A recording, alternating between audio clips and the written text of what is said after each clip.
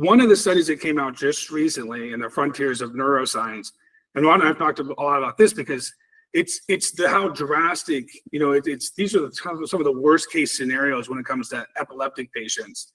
And so they essentially took 19 patients with drug resistant epilepsy. So these are basically all patients that had previously failed using conventional anti-seizure medications. And they were treated with, plant-derived cannabis oils, but they contain both CBD and THC. So this feeds into back what we were saying too, that seeing the synergy between those cannabinoids and many conditions. And what they found is all those patients were seizure-free for over 90 days. And 5 of them were able to remain seizure-free for over a year. And then 3 of them were actually able to wean off all their other seizure medications. So you imagine living with epilepsy for years, and none of the drugs available were able to help them.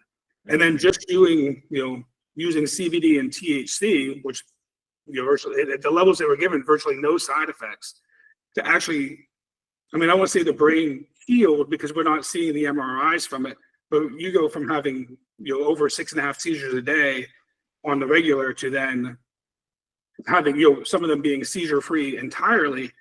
That is well worth looking into, and that's what they concluded, is that cannabis oils may offer a breakthrough for seizure free outcomes in drug resistant epilepsy.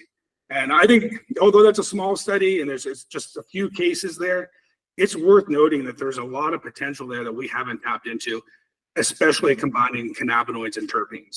I agree. And even delivery, because I do know, I don't know if you've ever looked into her, but a lady I know out west, Amy Halliburton, she's I think the one that started the Canna families going to Colorado back in the day, just trying to help their kids.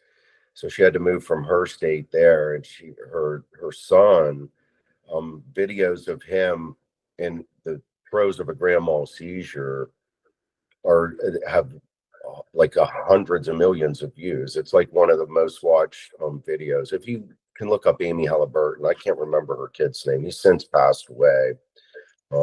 But he had hundreds of seizures a day, before cannabis.